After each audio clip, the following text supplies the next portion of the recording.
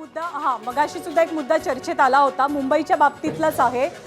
तर मी या पॅचमध्ये येते थोडीशी की धार्मिक मुद्द्यावरनं मराठीच्या मुद्द्यावरती निवडणूक जाणं किंवा ती ठाकरेंनी नेणं हे त्यांच्या फायद्याचं ठरलंय काय? 69 जागा आहेत सध्या दोन्ही ठाकरेंच्या मिळून.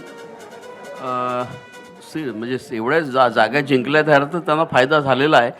ते नेणं बरोबर होतं का? तर ते बरोबर नाही, कारण हे कोणत्याही निवडणुकीमध्ये आणि खास करून स्थानिक स्वराज्य संस्थांच्या निवडणुकीमध्ये मला असं वाटतं की नितेश राणेंची एक पोस्ट आली आहे, जो हिंदू हित की बात करेगा वही महाराष्ट्र पे राज करेगा. आपण त्याच मुद्द्यावरती खरं तर बोलतोय की धर्म महापौर कोण होणार, कुठल्या धर्माचा होणार, तिथून या निवडणुकीला सुरुवात झाली आणि मग ती मराठी अस्मितेपर्यंत. बरोबर आहे. मला तेच म्हणायचं की धर्माचा उपयोग आणि त्याचा वापर होता कामा नये. आणि जसं वसई विरारचं तुम्ही आता सांगितलं की जी क्लीन स्वीप मिळाली, तर ही अतिशय स्थानिक निवडणूक असते आणि त्या स्थानिक निवडणुकीमध्ये स्थानिक विषय घेतले तर असं यश मिळू शकतं. त्याला तुम्हाला वेगळे वेगळे असे एक याची गरज. मला फक्त केशव उपाध्यायांना त्यांनी एक चेंज केलेलं आहे, ते मला विचारत होतं की मगापासून की महायुतीचाच महापौर होणार आणि तुम्ही पहिल्यांदा असं डिक्लेअर केलं की तो भाजपचा होणार आहे. मी चेंज काही केलं नाही. मी असं म्हणालो की ज्या पद्धतीने गेले अनेक वर्षापासून आम्ही मुंबईमध्ये छोटे भाऊ होतो, मुंबईमध्ये तशा अर्थाने आम्ही काही फार मोठं यश मिळवत नव्हतो. 2017 साली पहिल्यांदा भारतीय जनता पार्टीला 82 जागा मिळाल्या, तेव्हा महापौर पद घेता येणं शक्य असूनही त्यावेळी कारण 84 82 असं आहे. आणि कसं आहे की त्यावेळी 6 नगरसेवक आमच्याकडे यायला वेळ नसतं आला, कारण ते जे पळवले गेले ते ह्याच्या उभाठाकडे. त्यामुळे त्यावेळी आम्ही सांगितलं की आम्ही महापालिकेमध्ये ह्याची भूमिका ठेवू आणि त्यामुळे आज कार्यकर्त्यांचं सगळ्यांचं स्वप्न आहे आणि आम्हाला विश्वास आहे की मुंबईचा महापौर भारतीय जनता पार्टीचा होईल, याबद्दल शंका नाही. पहिलं सगळ्यात प्रथम यांनी सांगितलं महापौरपद घेणं शक्य होतं, तरी सुद्धा आम्ही घेतलं नाही. बल्लाळसाहेब ऐका, टेकू लागला होता देवेंद्र फडणवीसांच्या सत्तेचा टेकू, हा शिवसेनेचा टेकू होता. यांच्याकडे 100 जरी असते ना तरी तिकडे महापौरपद घेणं यांना शक्य नव्हतं. टेकू शिवसेनेचा होता आणि तो टेकू जर काढला गेला असता तर ते मुख्यमंत्रीपद धोक्यात आलं असतं. 17 बद्दल बोल तुम्ही, म्हणजे तुमचं बरोबर आहे, तुम्ही सत्तेत एकत्र होता. 14ला विरोध होते. इतिहास नीट सांगितला पाहिजे. 14ला विधानसभा वेगळी लढली, 14ला ते विरोधी पक्षनेते होते, त्यावेळी आम्ही सरकार स्थापन केलं, त्यावेळीही आम्ही विश्वासदर्शक ठराव पास करून घेतला होता. त्यामुळे असं कुणाच्या टेकवर काही नव्हतं. त्यामुळे अशा आपण कुणाच्या आहे बघा आनंदाच्या भ्रमात आनंदात. ठीक आहे. सोलापूरची आपण अपडेट घेऊया. सोलापूरची अपडेट येते. सोलापूरची मोठी अपडेट आहे.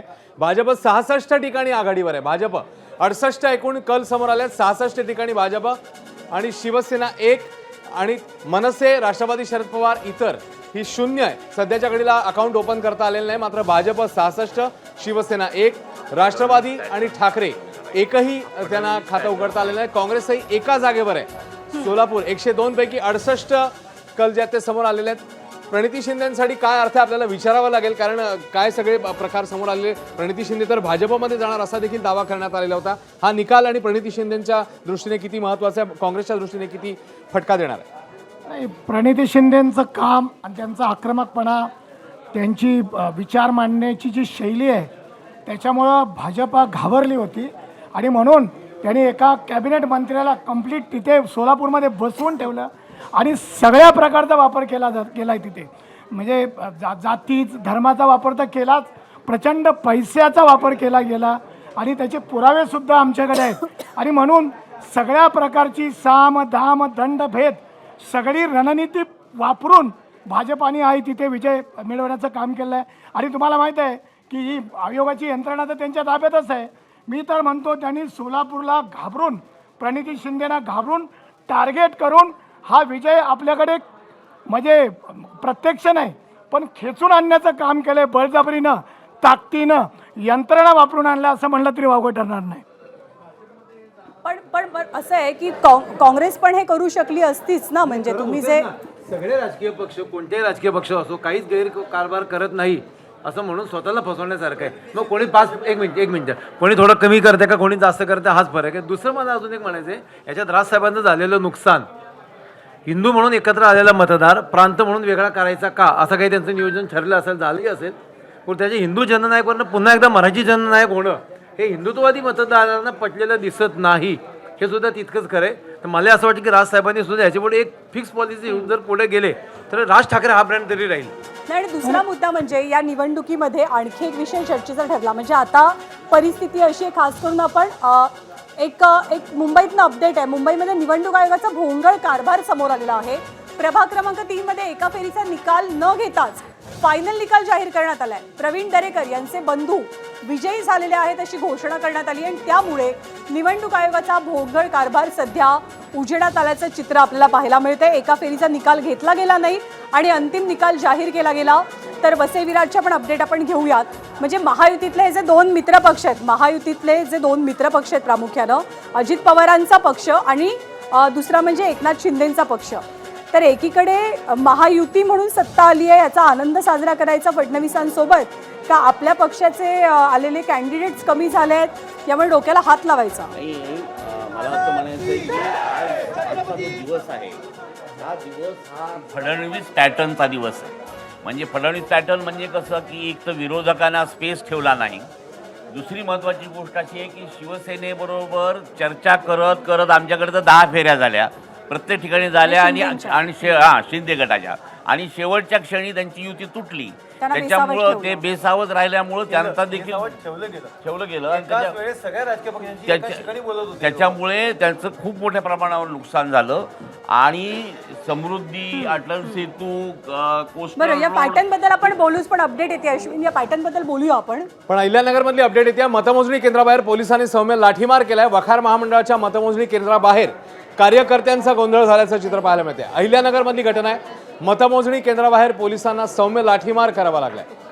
वखार महामंडळाचं मतमोजणी केंद्र आहे जिकडे कार्यकर्त्यांचा गोंधळ झालेला आणि त्यामुळे लाठीमार करावा लागला. छत्रपती संभाजीनगरमधली अपडेट. अंबादास दानवेंना धक्का बसतोय. बंधू राजेंद्र दानवे यांचा पराभव झालाय. तर छत्रपती संभाजीनगरमध्ये खैरेंचे पुतणे हे आता विजयाच्या उंबरठ्यावर आहेत.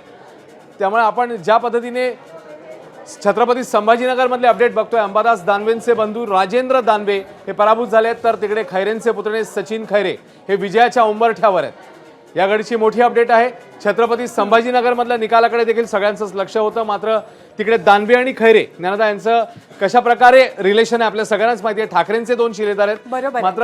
बरोबर आहे. छत्रपती संभाजीनगरमध्ये जे चित्र आपल्याला दिसतंय, दानवे आणि खैरेंचा वाद विशेष करून, तर आकड्यांमध्ये त्याची परिणिती किंवा त्याचं प्रतिबिंब दिसतंय का तुम्हाला? नाही, याचं प्रतिबिंब दोघांच्या वादामध्ये अतिशय स्पष्टपणे दिसतंय. म्हणजे एक लक्षात घ्या, आजचा दिवस असा आहे की 8 जून 1985ला शिवसेनेची स्थापना औरंगाबादला झाली, म्हणजे त्याचं संभाजीनगर नाव केलं.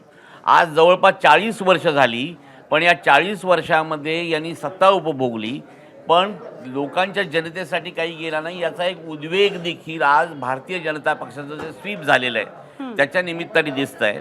आणि दानवे यांची जे वर्तणूक लोकांशी होती त्याचा फटका त्यांना बसलेला आहे.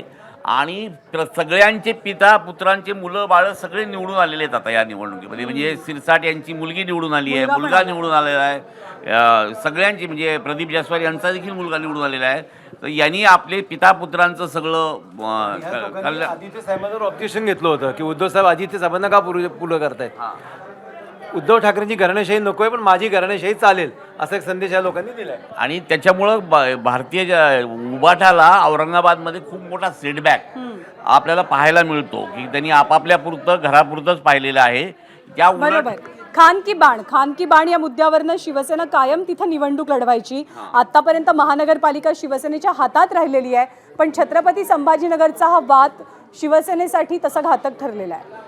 काय म्हणाल आपण? कारण उद्धव ठाकरेंनी मध्यस्थी केली होती, वाद मिटलाय वगैरे असं पण सांगण्यात आलेलं होतं, पण आता थेट अशा प्रकारे पराभव होतोय. त्याआधी खैरेंचा कालचं फक्त एक जस्ट स्टेटमेंटची आठवण करून देतो की निवडणूक झाल्यावर मी पत्रकार परिषद घेऊन काही गोष्टी मांडणार आहे. नाही ठीक आहे, ते त्यांचं काय त्यांनी म्हटलं असेल ते पत्रकार परिषद घेऊन त्यांची काय, कारण संभाजीनगरमध्ये आपण कायम पाहत आहात की काही ना काहीतरी बातम्या येत राहतात. आपण दुसऱ्या दिवशी दुसऱ्या क्षणाला ते सगळं थांबलेलं सुद्धा असतं. पण आता निकाल विरोधी गेलाय ना. आता जर छत्रपती संभाजीनगरचा विषय करायचा तर इथे मुंबईचा सुद्धा आहे ना, बघायला गेलं तर. पण वादाचा पण वाद तिकडच्या दोघांचा, 2 नेत्यांमधला वाद आहे ना तुमच्या. त्याच्याबद्दल नाही मला तसं खरंच जे तुम्ही म्हणता तसं मला काही वाटत नाही. तुम्हाला तसं पाहिजे असेल तर प्रेस कॉन्फरन्सची आपण वाट पाहूयात, पण मला त्यातून काही वेगळं असं निष्पन्न होणार आणि त्यातून काही वेगळ्या गोष्टी येणार वाटत नाही. तुम्ही पहा दर दुसऱ्या मिनिटाला ते एकत्र असतात आणि सगळे एकत्र झालेलं असतं. बघा वाद कुठे कुठे नसतात. प्रत्येक प्रभागामध्ये जर दोन बलशाली नेते असतील तर वाद कायम असतात. पण अजूनही ज्यावेळेस आपले हे ढोलताशे वाजतात ना, ते 60 आणि 10 मनसेचे असे 70चा जो ठाकरेंचा आकडा आहे, तो ठाकरेंचा आकडा सुद्धा मला सेलिब्रेशन सारखाच वाटतो. कारण सध्याच्या घडीला हे एवढा मोठा आकडा येणं सुद्धा, आज एवढा तमाम मुंबईकर मागे उभा राहिलाय, त्या खरंच तमाम मुंबईकरांचे एबीपी माझ्याच्या माध्यमातून मला इथे आभार मानावेसे वाटतात. आणि एवढ्या मोठ्या, कारण आजची जर तुम्ही परिस्थिती पाहाल तर एवढा मोठा आकडा सुद्धा येईल की नाही अशा प्रकारची चित्र उभी केली गेली पण होती. केशव उपाध्यायांना पटत नाहीये, केशव उपाध्यायांना पटत नाहीये तुम्ही म्हणताय ते. त्यांना मान्य असणार आहे का तुमचं मत? गेले काही दिवसापासून ज्या पद्धतीच्या बाता, बघा ठाकरे ब्रँड एकत्र आला, आता सगळं एकच महाराष्ट्र. खरं म्हणजे लोकांना, महाराष्ट्रातल्या जनतेला दोन भाऊ एकत्र आले, आनंद होता. दोन भावांनी कौटुंबिक स्तरावरती एकत्र यावं, आमचा त्याला काही आक्षेप नाही, महाराष्ट्र जनतेचा आक्षेप नव्हता. पण वारंवार या निमित्ताने या निवडणुकीचे टेक अवे ज्याला म्हणतात तसे काय घ्यायचे? पैसा एक मिनिट त्यांना पूर्ण करतो, त्यांना पूर्ण. अगदी आज झाला एक असेल मिनिट तर एक मिनिट त्यांना पूर्ण करतो. हा बोला. असं आहे की चर्चेचे काही संकेत आपण पाळूया. होय बोला. मुळात असं आहे की सगळ्यात पहिल्यांदा टेक अवे ज्याला घ्यायचे, त्यातला सगळ्यात पहिला टेक अवे असा आहे की या ठिकाणी केवळ मराठी माणसाच्या भावनिक राजकारणावरती आता ह्याच्या पुढे राजकारण होणार नाही. नंबर 1. नंबर 2, महाराष्ट्र गेल्या 1 महिन्यापासून, ही निवडणूक दुसरी आहे, विकासावरती मतदान करतोय आणि पुढच्या काळातही तो विकासासाठीच मतदान करेल. नंबर 2. नंबर 3, तुम्ही कितीही खोटी कारणं सांगा, शाही पुसली गेली, अमुक केली गेली, माझ्या बोटाची शाही काल लागलेली शाही नाही असं आहे की आम्ही असं आहे, मला असं वाटतं त्यांचं एकदा पूर्ण करून घ्या आणि मग त्यानंतर बोलू. हे असं मध्ये मध्ये बोलणं, हे नळावरचं भांडण, हे शिवसेनेतलं उभाटातलं तुम्ही पहिल्यांदा शक्य पाच असेल. take आपण away सांगा. चर्चेची इथल्या व्यासपीठात काय सांगायचं? आम्ही ऐकलेलं आहे. ठीक आहे. नाही त्यांना 5 टेक अवे ते सांगते, 5 टेक अवे त्यांना मी सांगते. सांग हे दोघांचं चाललंय म्हणून. नंबर 3. नंबर 4, या ठिकाणी एक ऐतिहासिक जो गोष्ट घडली आहे, जी आजपर्यंत महाराष्ट्र राजकारणात झाली नाही. मुंबई महापालिका ही वर्षानुवर्ष इथे शिवसेना जिंकत होती. महाराष्ट्राचा मुख्यमंत्री कुणीही असो, कायम ती शिवसेनेकडेच असायची. यावेळी पहिल्यांदा असं घडलंय की महाराष्ट्रामध्ये 3 वेळा सलग विधानसभा मुख्यमंत्री जिंकणारा देवेंद्र फडणवीस आणि मुंबई महापालिका जिंकणारा सुद्धा देवेंद्र फडणवीस. मला असं वाटतं हा एक सगळ्यात महत्त्वाचा चौथा आहे महाराष्ट्राचं निर्विवादपणे. एक त्यातलं आणि त्यातलं पुढचा आणि शेवटचा 5वा टेक अवे सांगतो की महाराष्ट्रामध्ये पुढच्या काळामधलं सगळं राजकारण हे खरोखर या सगळ्या निकालानंतर पूर्णपणे बदलणार आहे. बदललेलं असेल महाराष्ट्राचं राजकारण. बदललेला असेल म्हणजे भारतीय जनता पक्ष स्वबळावरच इथनं पुढे निवडणुका लढवेल अशी त्यांची तयारी असणार. आणि हा नक्कीच, कारण त्यांना आता कुबड्या घ्यायच्या नाही ते जाहीरच केलेलं आहे. त्यामुळे त्या येते दिशेनं मी. केशवरावांना जायचं हे असं सांगायचं असं. ओके, तुम्ही आनंदावे काहीतरी म्हणतात, तुम्हाला काय मला असं म्हणायचंय? वाटतं फक्त राजकारण, समाजकारण नाही, अर्थकारण सुद्धा बदललेलं असेल. महाराष्ट्रामध्ये, मुंबईमध्ये गुजराती आणि राजस्थानी लॉबी जास्त स्ट्रॉंग होईल. मग कदाचित उद्योगधंद्याच्या हिशोबाने बघितलं तर मुंबईला त्याचा फायदाच होईल, नुकसान नाही होणार. मुंबईला फायदा होईल असं तुम्ही म्हणता. हां, तुमचा एक छोटी कमेंट घेते मी. या सगळ्या आत्ताच्या निवडणुकीतनं राज्याच्या राजकारणात तर निश्चितच काही त्याचा धक्का बसेल, त्याच्यात बदल होतील. पण मला असं वाटतं की भाजप जो केंद्रात सत्ता असणारा प्रमुख पक्ष आहे, राष्ट्रीय पक्ष आहे, आणि प्रादेशिक पक्षांबद्दलचं त्यांचा असणारा दृष्टिकोन लक्षात घेता शरद पवार आणि एकनाथ शिंदे या दोन्ही नेत्यांनी आपल्या पक्षाच्या पुढच्या वाटचालीच्या दृष्टीनं आत्मचिंतन करणं ही काळाची गरज आहे. मगाशी एक मुद्दा आला होता, तो चर्चेत राहून गेला, त्याच्यावर फक्त मी दृष्टिक्षेप टाकतो की मगाशी एका वक्त्याने असं सांगितलं होतं की सेना म्हणजे उद्धव ठाकरे BJP बरोबर येतील काय. मला वाटतं राजकारणात उद्या काय होईल ते आज आपण सांगू शकत नाही. त्यामुळं राजकारणात काही बदल होऊ शकतात. पण निश्चितच ज्या पद्धतीनं BJPनं मुंबई ही देशाची आणि जगातली एक महत्त्वाचं शहर आहे, इथं जर BJPची सत्ता काबीज होते तर पुढच्या वाटचालीत मी या व्यासपीठावरून एवढंच म्हणेन की अजितदादा आणि एकनाथ शिंदेसाहेब यांनी आपल्या भविष्याच्या वाटचालीबद्दल आत्मचिंतन करणं, आत्मशोध घेणं हे फार आहे. कारण उद्या BJPला त्यांची गरजही उरणार नाही. बरोबर आहे. मित्र पक्षांसाठी हा निकाल, आजचा निकाल म्हणजे एक प्रकारे खरंच धोक्याची घंटा आहे का? कारण मुंबईमध्ये काय झालंय तर मुंबईमध्ये एकनाथ शिंदेची प्रचंड मोठी पिछेहाट झाली आहे.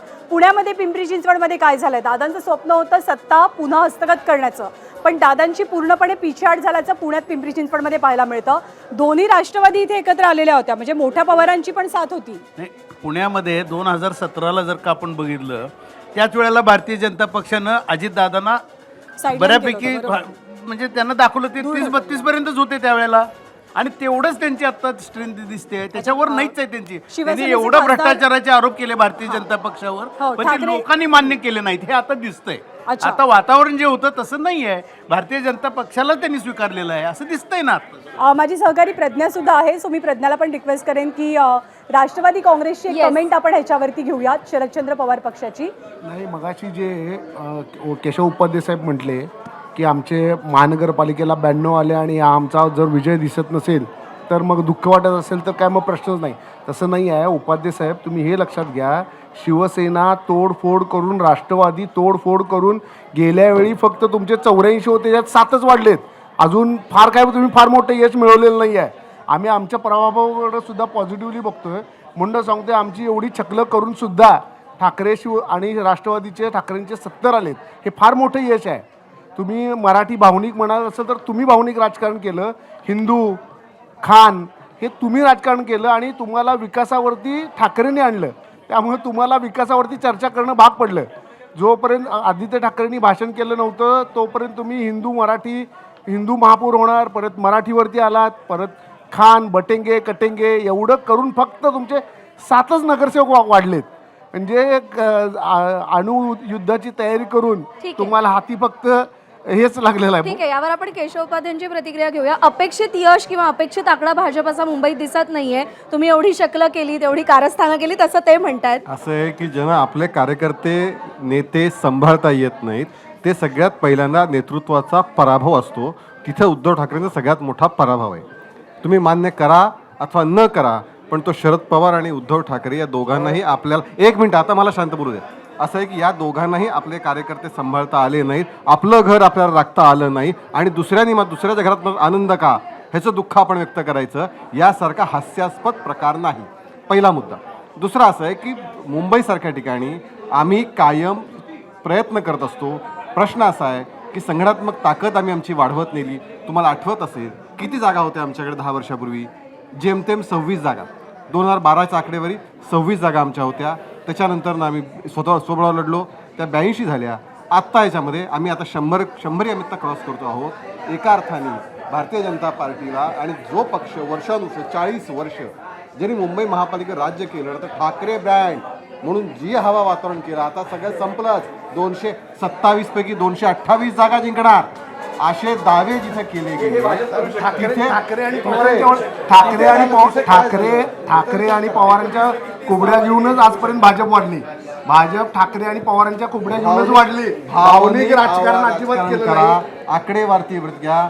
ज्यावेळी मी सांगतो ना संभाजीनगर तेव्हाच औरंगाबाद इथे पहिल्यांदा भारतीय जनता पार्टी आणि शिवसेना युती झाली 1988 साली. त्यावेळी विधानसभेमध्ये भारतीय जनता पार्टीचे आमदार होते 11, शिवसेनेचे त्यावेळेचे आमदार होते 2. त्याच्या महाराष्ट्रामध्ये ठीक आहे सर, एक छोटी अपडेट येते, आपण यामिनीकडे जाऊयात. यामिनी आपल्याला अपडेट देईल. ही एक मोठी बातमी आपण बघतोय पुण्यामधली. सध्या हे दृश्य देखील येत आहेत.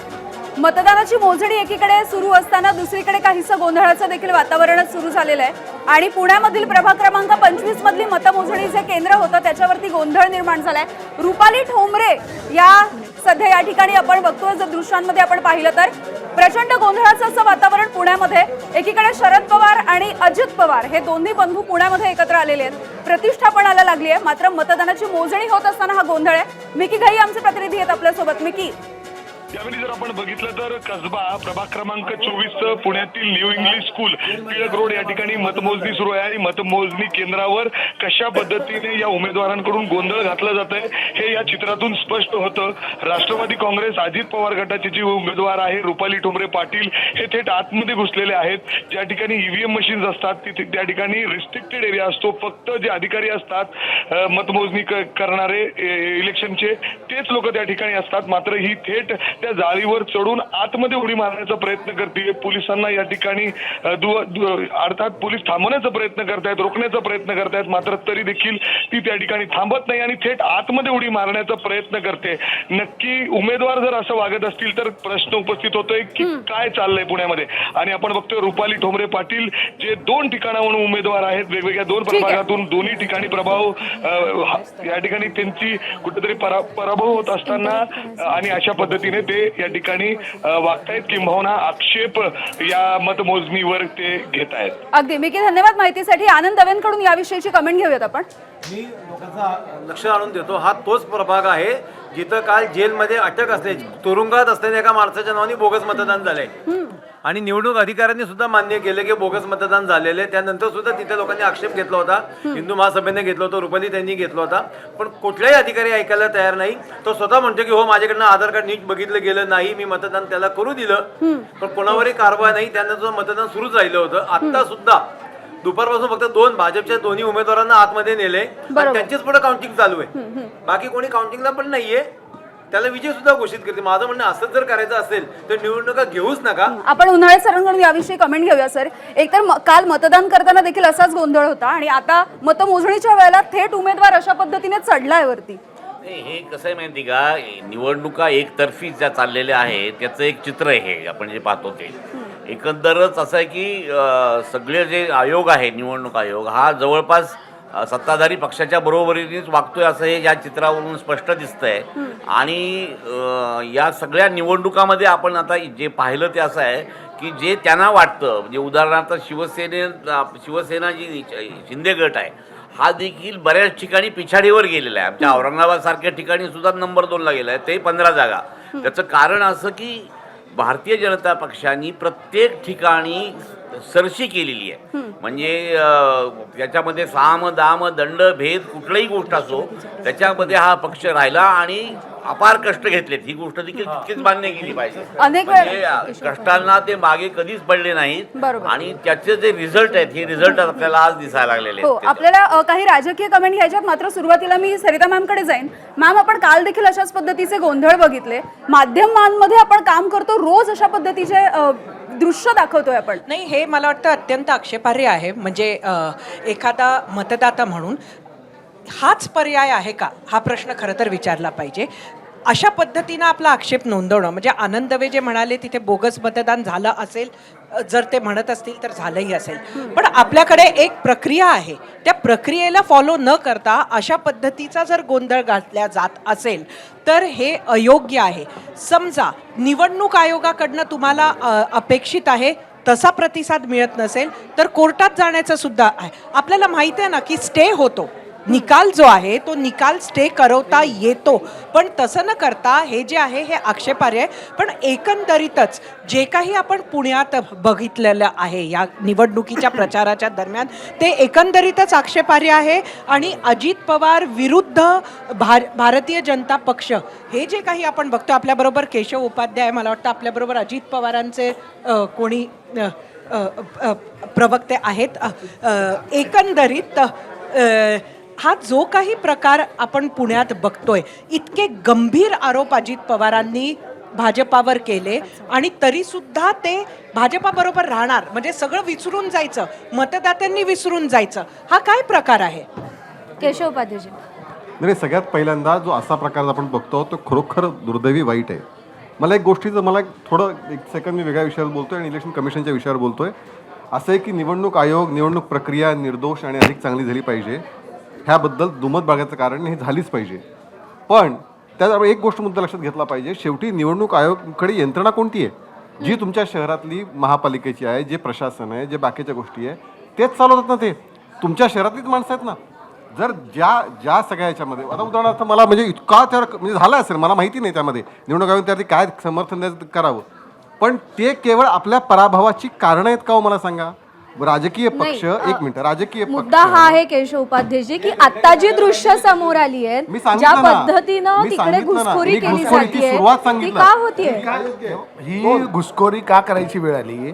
निवडणूक आयोग हा, उपाध्याय साहेब जसं म्हटले ते बरोबर आहे, स्थानिकच कर्मचारी असतो, अधिकारी स्थानिकच असतात, पण त्या अधिकाऱ्यांच्या वरती एवढं प्रेशर आहे की तुम्ही बदली आणि हे एवढं प्रेशर आहे की त्या सत्ताधाऱ्यांच्या बाजूनं त्यांना काम आपण केल्याशिवाय ठाकरे पर्याय नाही गटाची आहे. एक कमेंट घेऊया. मी येते मला फक्त एक नाही, म्हणजे, मिनिट सलग द्या. मला- आताच सांगितलं सरिताजी 2 मिनिटं फक्त मला वेळ द्या. आताच सांगितलं की हे स्थानिक पातळीवरच्या प्रशासकीय हे अधिकारी असतात ज्याच्यावर भाजपाची सत्ता असते. लक्षात घ्या, आता त्या आतमध्ये ज्या गेल्यात ना त्याची पार्श्वभूमी आपण लक्षात घेतली पाहिजे. ते दिसताना आपल्याला म्यूट दिसतंय, काय घडलं आपल्याला माहित नाही, पण ज्यावेळेस तुमचा आवाज ऐकला जात नाही. काल माझ्या पत्नीचं बोगस मतदान झालेलं आहे, मी तिला सेंटरवर घेऊन गेलो, माझ्या पत्नीचं मतदान कोणतरी करून गेलं. एवढं खोटं सांगू शकत नाही ना आम्ही. बरोबर. मी तुम्हाला आणखी तुम्ही जो मुद्दा म्हणता ना की नेमकं तिथे काय घडलं आणि असावं, त्याच्याबद्दल नाही जर नाही, आम्ही रुपाली कोर्टात जायला ठोंबरेची लागलो, एक प्रतिक्रिया आली आहे. आपण जस्ट ती बघूया आणि मग पुन्हा एकदा तुमच्याकडे येऊया. दाखवू आपण. आम्ही जर कोर्टात जायला लागलो तर आम्हाला तारीख रुपाली ठोंबरे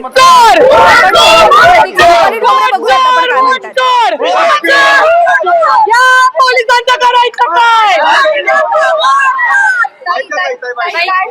काय तुमचं नेमकं म्हणणं आहे? मग अशी आक्षेप घेत मतमोजणी बंद पाडली होती, पण आता असं कळतंय की पुन्हा मतमोजणी सुरू झाली आहे. काय एक लक्षात घ्या, प्रभाग 25 ची मतमोजणी सुरू झाली. आम्हाला 11 तारखेला जे आरोनी सही शिक्क्या सही प्रत दिलती, जिथे आमचा उमेदवार त्याचे उमेदवार प्रतिनिधी बूथवाल्याची सगळी लोक होती आणि निवडणूक अधिकारी होते. सही शिक्क्यागत आमच्या त्या मशीन्स त्या रूम मध्ये ठेवण्यात आल्या. ही ती लिस्ट आहे सही शिक्क्याची. 11 तारखेला आता मतमोजणीला आम्ही आलो. यातला जो मशीनचा नंबर आहे आणि जो टेबलावर नंबर आलाय तो मॅच झाला पाहिजे. तो एकही नंबर मॅच होत नाही.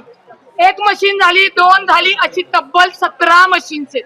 आपण एक ह्युमन माणसाकडनं चूक होते म्हणून समजून घेऊ शकतो. 17 मशीन कसे काय नंबर बदलले जातील? आणि मग आम्ही त्यांना तिथं सांगतोय, त्याच्यावर त्यांचं बेकायदेशीर उत्तरं चालली होती. मी तुम्हाला नंतर देतो, आमच्याकडे हे ती आमच्याकडे बाय मिस्टेक झाली. निवडणूक आयोगाला कोणतीही चूक अपेक्षित नाही, हा त्यांचा निष्काळजीपणा आहे. त्याच्यामुळे ज्या मशीन आम्हाला दिल्या होत्या, आता त्यांचं म्हणणं ही प्रभाग 25 ची आहे आणि आतमध्ये चुकून वर प्रभाग 25 लिहिले आणि 27 ची आली. तेही आम्ही बघितलं. मुळामध्ये जर तुम्ही मशीन बदलल्या तर काही टेक्निकल आले असतील एरर. तुम्ही तातडीने उमेदवारांना बोलवायला पाहिजे होतं, त्यांच्या प्रतिनिधींना बोलवायला पाहिजे होतं. तसं न करता परस्पर मशीन्स बदलल्यात. परस्पर मशीन बदलण्याचा प्रश्न तुम्हाला अधिकार कुणी दिला? आणि हे आम्ही मागत असताना एकतर तुम्हाला मीडियाला हात आणून देत बरोबर आहे. नाही, कॅमेरा हात आणून देत पाहतोय नाही. की अनेक आक्षेप रुपाली ठोंबरेंनी घेतलेले आहेत. मतदानापूर्वी निवडणूक प्रक्रियेवरती आक्षेप घेतले गेले, मतदार याद्यांवरती आक्षेप घेतले, आता मतमोजणीच्या प्रक्रियेवर आक्षेप घेतले जात आहेत. आमचं हेच म्हणणं आहे, विधानसभेला मी स्वतः 70 ते 80 विधानसभा मतदारसंघामध्ये फिरलोय. त्यावेळेपासून भाजपची रणनीती हीच आहे. निवडणूक आयोग त्यांच्या ताब्यात आहे. स्थानिक कामगारांना, स्थानिक अधिकाऱ्यांना, कर्मचाऱ्यांना हाताशी धरून मशीन मॅन्युप्युलेट केले जातात. हेच तर आम्ही म्हणतोय. याच्यासाठी महाविकास आघाडीतर्फे निवडणूक आयोगावरती मोर्चा काढला होता, पण निवडणूक आयोग ताकतुंबा करतोय. राज्य आयोग, आणखीन केंद्रीय आयोग आणि राज्य आयोग हे सगळं मॅन्युप्युलेट केलेलं आहे. कारण जनतेत ग्राउंड लेवलला तुम्ही फिरा, ग्राउंड लेवलला भाजपच्या विरोधी वातावरण आहे. आत्ताच मी दादरवरनं इथं तुमच्या इथं स्टुडिओ टॅक्सीवरनं आलो. त्या टॅक्सीमध्ये सुद्धा म्हणते कुछ भी होने दो साहब. हा उत्तर भारतीय होता, पण तो काय म्हणत होता, साहब कुछ भी होने दो, मुंबई में तो ठाकरे ही चाहिए. हे सामान्यातल्या सामान्य माणसाची प्रतिक्रिया आहे. पण निकाल येताना वेगळेच येत आहेत. 238 आले विधानसभेला आमदार म्हणून अख्ख्या महाराष्ट्रात साधी एक फटाकडी कुठं वाजली नाही. हे आता सुद्धा जल्लोष दिसतोय, तो स्थानिक लेवलचा नगरसेवक आला त्याचा जल्लोष आहे. हे मशीन्स मॅन्युप्युलेट केले जातातच. हॅक आम्ही म्हणत नाही, उपाध्यांची प्रतिक्रिया घेतली. मला खरंच कळत नाही की हसावं किती हसावं. आणि महाराष्ट्रातली जनता सुद्धा अशा आरोपांवरती हसते. एक महत्वाची अपडेट आहे. एक update घेऊयात आपण MIM संदर्भातली. राज्यामध्ये एमआयएमचा धडाका आपल्याला पाहायला मिळतोय. 11 महापालिकांमध्ये, संभाजीनगरमध्ये एमआयएमने मुसंडी मारली आहे. 16 जागांवरती एमआयएम आघाडीवर आहे. तर मुंबईमध्ये सुद्धा एमआयएमचे 3 उमेदवार विजयी झालेले आहेत. ठाण्यामध्ये एमआयएमचे 5 उमेदवार विजयी झालेले आहेत. यामिनी, भारती सहस्रबुद्धे आपली सहकारी आपल्यासोबत आहे, तिच्याकडे अपडेट्स आहेत. आपण आता MIM बद्दलच बोलतोय. MIMचे 58 नगरसेवक आता आपल्याला जिंकताना दिसतात आहे आणि बरे या ज्या 11 महानगरपालिका आहेत जिथे आता आपल्याला MIMचे नगरसेवक जिंकताना दिसत आहेत त्यात मुंबईचे 3 तर विजयी सुद्धा झालेले आहेत. संभाजीनगरमध्ये 16 नगरसेवक आघाडीवर आहेत. अमरावती, नागपूर इथे सुद्धा नगरसेवक आघाडीवर आहे. ठाण्यात, मुंबऱ्यात 5 जिंकलेले आहेत नगरसेवक. चंद्रपुरात 1, नांदेड 9, नगरमध्ये 2, धुळ्यामध्ये सुद्धा 8 नगरसेवक MIMचे आघाडीवर आहे. आत्ता आत्ता आपल्याकडे टाली चालली आहे त्यात पाहिलं तर 58 नगरसेवक आपल्याला MIMचे जिंकताना दिसत आहेत. आपण परवा माहिती जी दिली होती आपल्या चॅनलच्या माध्यमातून, असदुद्दीन ओवैसींनी 19 सभा घेतल्या होत्या महाराष्ट्रामध्ये आणि अकबरुद्दीन ओवैसी सुद्धा इथे होते. त्यामुळे दोन्ही भावांनी घेतलेल्या सभा आणि हा दिसतोय आपल्याला. याच्यावरच आपण सरिता मॅमची कमेंट घेऊया की MIMचा एक वेगळा करिश्मा आणि एक वेगळा परफॉर्मन्स महाराष्ट्रामध्ये या निवडणुकांमध्ये दिसतोय. नक्कीच, आणि मला वाटतं त्याला पूर्णतः या विजयाचे शिल्पकार MIMसाठी हे असदुद्दीन ओवैसीच म्हटले पाहिजे. ते ठाण मांडूनच बसले होते अनेक दिवस महाराष्ट्रामध्ये. ठिकठिकाणी त्यांनी सभा घेतल्या. म्हणजे आता सोलापूरच्या निकालात त्यांचं काय स्थान आहे हे अजून आपल्याला कळलेलं नाही आहे, पण ते अनेक ठिकाणी तर त्यांनी जवळजवळ 2-2दा जाऊन सभा घेतलेल्या आहे आणि ते त्यांचे बंधू, त्यांचे इतर कार्यकर्ते हे ताकदीनं कामाला लागलेले होते. त्यांनी प्रत्येक पक्षाचा, विरोधी पक्षाचा जो मुद्दा आहे तो उचलून त्या पद्धतीनं एक सिस्टमॅटिक असा प्रचार केला होता. आणि खरं तर हे इंटरेस्टिंग आहे कारण MIM कोणालाच नको आहे. इंडिया आघाडीलाही नको होता MIM, इथेही नको होता अशी परिस्थिती आहे. आणि त्यामुळे बघितलं तर आता खरं तर भविष्यात एकनाथ शिंदेपेक्षा MIM ची ताकद भाजपला जास्त MIM भाजपला हवा आहे कारण मतविभागणीमुळे त्यांचा फायदा होतो. म्हणजे अजूनही बी टीम आहे MIM भाजपची असं म्हणणं तुमचं. आता बिल वगैरे काहीच नाही. आता थेट मदत घेतली जाते. आता तुम्ही महानगरपालिका, आता नगर परिषदांमध्ये तुम्ही पाहिलं MIMला सोबत घेऊन अकोटमध्ये तुम्ही पाहिलं अकोल्याच्या. असो, यांना ते पटणार नाही कदाचित, पण ठीक आहे. विधान परिषदांमध्ये सुद्धा आपण 23चा कोटा पूर्ण करण्यासाठी MIMची मतं घेतलेली आपण पाहिलेली आहेत. त्यामुळे मुस्लिमांची मतं आम्हाला जातात. केशव पाटील किती दिवस हा आरोप सहन करणार आहात तुम्ही की MIM भाजपला मदत करते? असं आहे की ज्यांना स्वप्नात कुठल्या तरी राहायचं त्यांनी राहावं. आता विधान परिषदेचा विषय झाला, मी त्यांना आता फार लांब जात नाही. संजय राऊतांच्या निवडणुकीमध्ये MIMने जाहीरपणे पाठिंबा दिला होता. तेव्हा चालला MIMचा पाठिंबा. ऐकून नाही अहो एक मिनिट. तिथली सुद्धा गोष्ट आम्ही युती केली नाही. तिथल्या राष्ट्रवादी सोबत त्यांची युती होती, आमच्यासोबत डायरेक्ट युती नव्हती. एक मिनिट माझा पूर्ण होऊ द्या. मध्ये राष्ट्रवादी एक मिनिट माझा पूर्ण होऊ द्या. नगराध्यक्ष केला साहेब, एक मिनिट माझा पूर्ण होऊ द्या. त्यामुळे MIM चालला. दुसरं, शिवसेना, उबाठा आणि MIMची अमरावतीमध्ये आघाडी झाली तेव्हा चालली. आत्ताची गोष्ट आहे, फार जुनं जायचं नाही. त्यामुळे अरे नाही आम्ही नाही आत्ता सांगतोय. पण मला एक कळत नाही की MIMचा असं फुटबॉल का करता, आम्हाला नको तुम्हाला नको, आम्हाला नको तुम्हाला नको, असं काय? येऊ शकत नाही. जे मनसेच्या बाबतीत केलं, मुंबई महानगरपालिका निवडणूक आता बाजूला ठेवा, लोकसभेच्या वेळेस मनसेच्या बाबतीत जे घडलं, आज मनसेमुळे जवळपास 6 खासदारकीच्या जागा यांच्या वाढलेल्या आहेत. आज तुम्ही मुंबई उत्तर पश्चिमची जागा पहा, बुलढाण्याची पहा, हातकणंगलेची पहा, रत्नागिरी सिंधुदुर्गची जागा पहा, त्यानंतर काही नाही तर ठाण्याची सुद्धा जागा पहा. या जागा यांच्या वाढलेल्या आहेत. आज नरेंद्र मोदीजींना पंतप्रधानपदी बसवण्यासाठी मनसेची मदत झालेली आहे. त्यानंतर मनसेचं काय झालं, त्यानंतर मनसेला किती विधानसभेला जागा दिल्या. हा फुटबॉल आणि हे भारतीय जनता पक्षाचे जुने खेळ आहेत. जाऊ द्या, त्याच्याबद्दल बोलत नाही. पण हसन मुश्रीफ, अब्दुल सत्तार, जिशान सिद्दकी, सपाचे अबू आझिम, रईस शेख किंवा हे सगळे हे जे आहेत ना, किंवा नवाब मलिकांचं सुद्धा यांना वोट चाललं विधान परिषदेला. रशीद मामू तुम्हाला चालतात. आता मी तेच तुम्हाला सांगतोय ना, ते रशीद मामूंचा जो उल्लेख केला. बरं मला सांगा, आता हिंदुत्वाच्या गोष्टी हे करतात ना एवढं, मग आता तुम्ही पालघरमध्ये सुद्धा पाहिलं ना, पालघरमध्ये सुद्धा ज्यांची साधूंची हत्या आणि हत्यारे यांच्या पक्षामध्ये गेले. आता ते आपटेचं बघा तुम्ही, बदलापुरातल्या आपटेला थेट स्वीकृत नगरसेवक म्हणून तिकडे तिकीट मिळतं. म्हणजे MIM बद्दल आपण बोलतोय, आता जी आकडेवारी त्यांनी सांगितली त्याच्यामध्ये सगळ्यात जास्त 16 नगरसेवक संभाजीनगरमध्ये निवडून आले. तर सगळ्यात जास्त जो उद्रेक होता तो पण आपण संभाजीनगरमध्ये बघितला होता. लक्षात घ्या की MIM आलं कसं. MIM ही म्हणजे रजाकारांची एक पक्ष आहे हा, आणि जो हैदराबाद संस्थानामध्ये आम्ही मराठवाडा असल्यामुळं MIMचा जन्म हा नांदेड आणि आता औरंगाबादच म्हणलं पाहिजे कारण ते स्वतः औरंगाबाद म्हणतात त्याला, तर याच्यामध्ये झालेलं आहे. आणि MIMचं जे प्रस्थ आहे हे मुस्लिम एरियामध्ये काँग्रेसचं खच्चीकरण करून झालेलं आहे मोठ्या प्रमाणावर.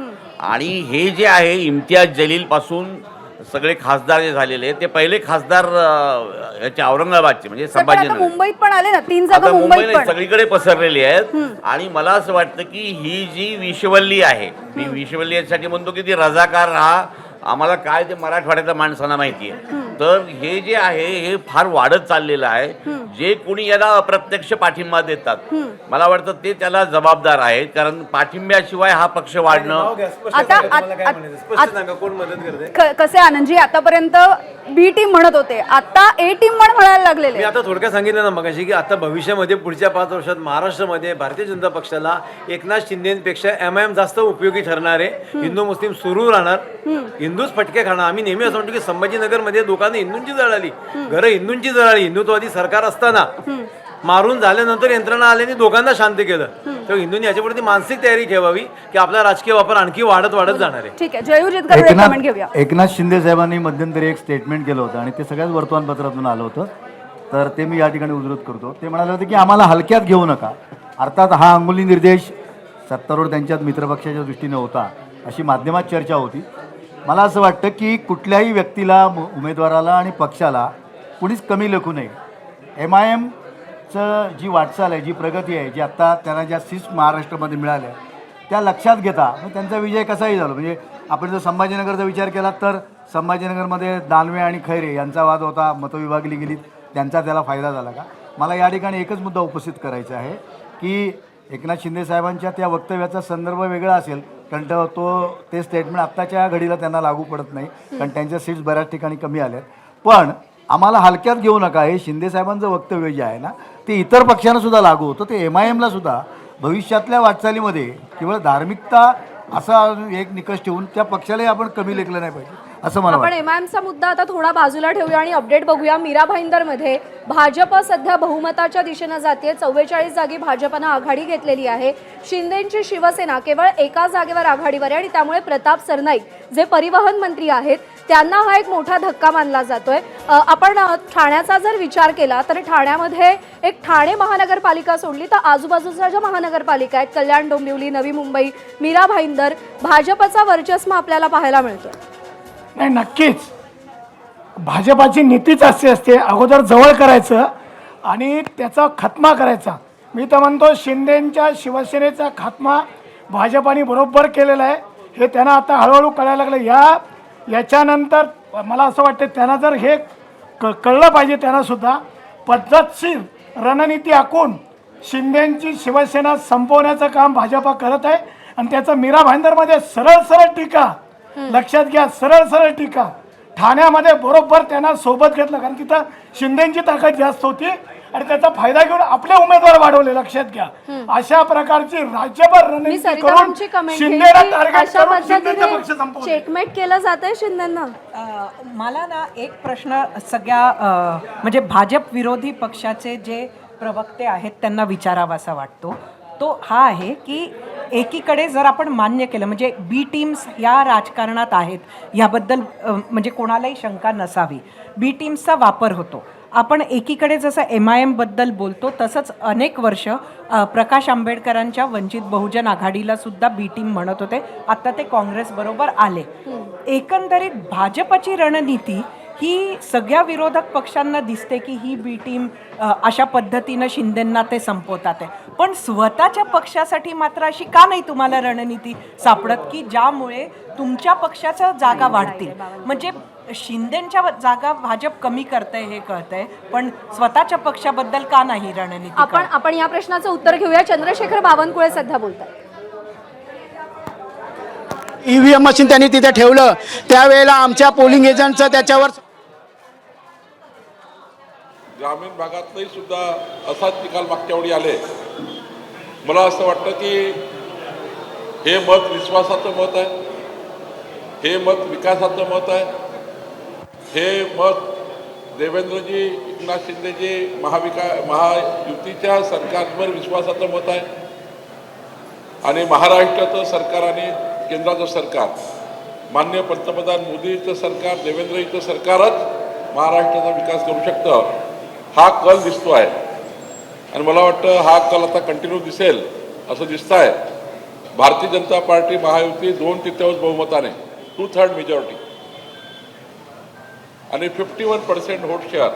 म्हणजे जर नगरसेवकाची आपण संख्या बघितली तर 51%च्या वर नगरसेवक भारतीय जनता पार्टीचे आणि 2/3 मेजॉरिटी ही महायुतीची असेल असं मला दिसत आहे.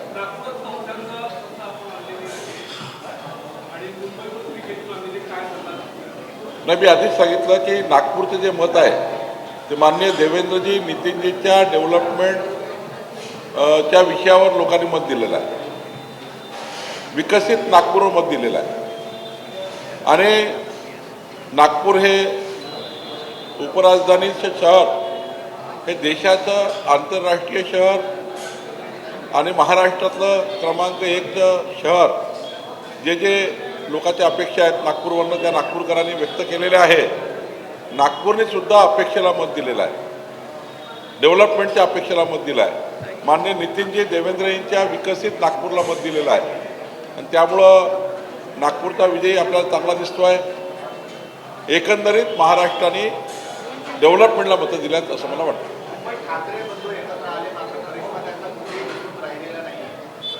आज आपण थोडा अजून थांबून जाऊ. प्राथमिक अंदाज आहे सायंकाळी 5 वाजेनंतर संपूर्ण अंदाज, संपूर्ण निकाल स्पष्ट होतील, तेव्हा अधिक बोलता येईल.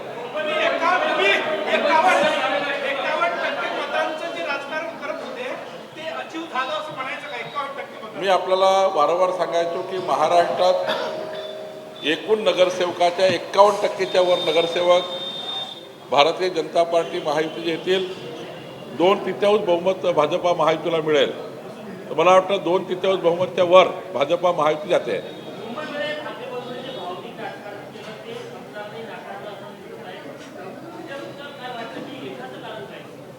एकच चंद्रशेखर बावनकुळे सध्या बोलतायत आणि ज्या पद्धतीचे निकाल सध्या हाती आलेले आहेत त्यानुसार त्यांचं असं म्हणणं आहे.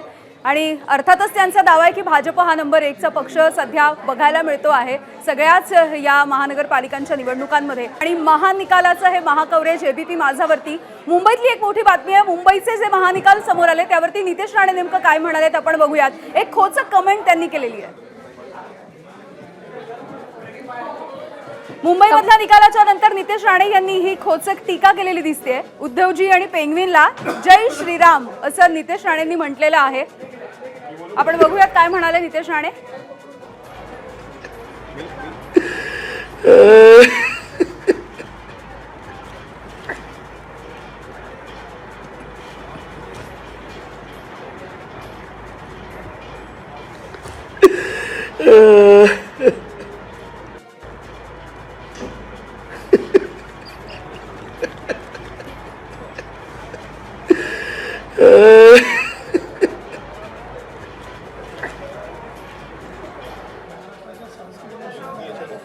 अर्थात असं वाटतंय की खोचक टीका नसून खोचक हसू आहे त्यांचं. त्यावरती आपण कमेंट घेऊया. ठाकरे नितेश राणेंचं हे जे हसू आहे हे सगळ्यांना परिचित आहे, जे सोशल मीडिया वापरतात त्यांच्यासाठी. मी तुमच्याकडे येते, पण त्याआधी मला केशव उपाध्यांना विचारायचंय हे नेमकं काय.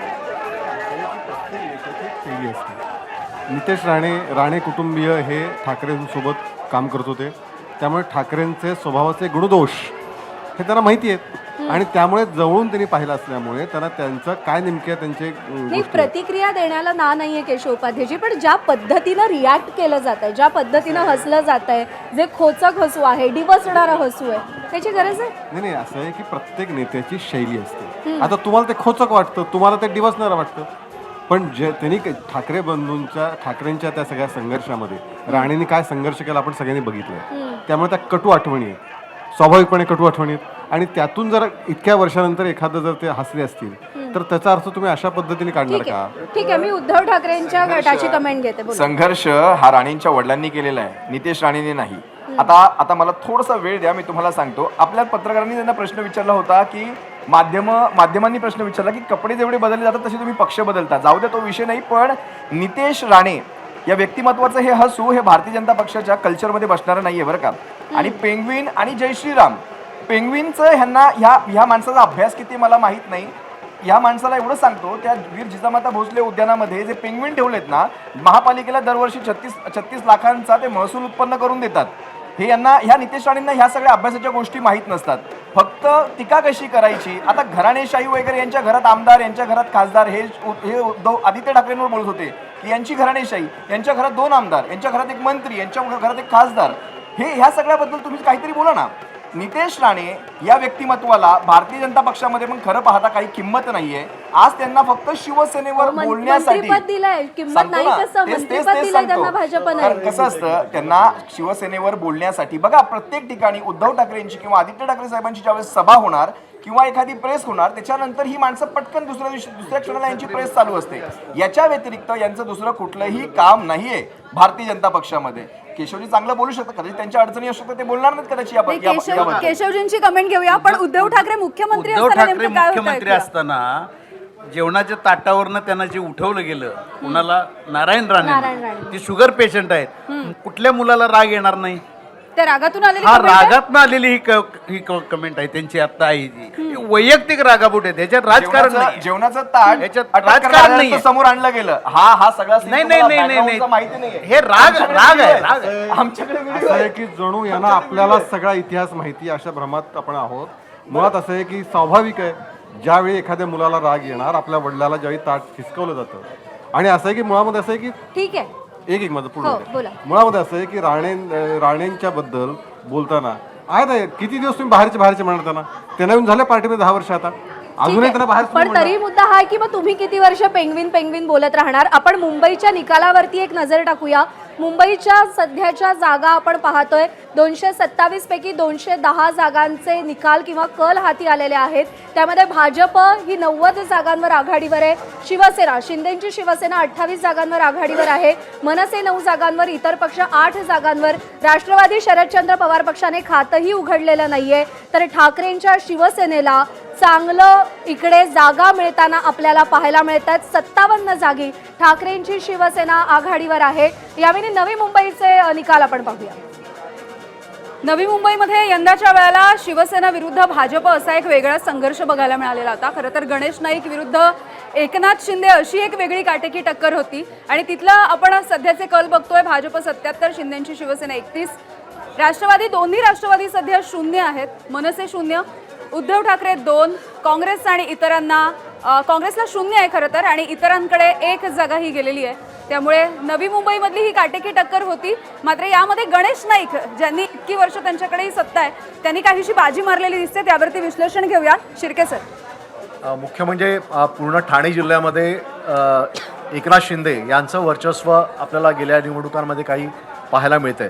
पण हे वर्चस्व सिस्टमॅटिकली संपवण्याचा प्रयत्न हा भाजपकडूनच होतोय असं स्पष्टपणे याच्यामध्ये दिसतंय. आणि नवी मुंबई जे उदाहरण आहे ते अतिशय ठळक उदाहरण आहे. याच्यामध्ये गणेश नाईक स्वतः मंत्री आहेत आणि दुसरीकडे एकनाथ शिंदे हे दोघंही मंत्री आहेत. पण याच्यामध्ये ताकद जी दिली ती भाजपला गेली आणि तिथं एकनाथ शिंदे मॅच करू शकले नाहीत. म्हणजे भाजपनं विरोधी पक्षांना स्पेस ठेवली नाही.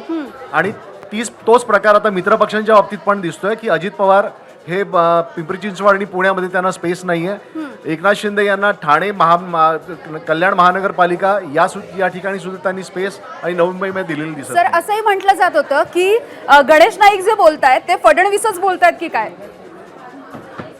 नाही, गणेश नाईकांची गेल्या 1-1.5 वर्षातली जी वाटचाल आहे ती निश्चितपणानं एकनाथ शिंदेंच्या विरोधातली आहे हे स्पष्ट दिसत होतं. या पार्श्वभूमीवर जर भारतीय जनता पक्ष किंवा मुख्यमंत्री स्वतः त्यांना काही दिशा देणार नसतील किंवा कान उघडणी करणार नसतील तर याचा अर्थच होतो असा होतो की ही भारतीय जनता पक्षाचीच भूमिका आहे की जे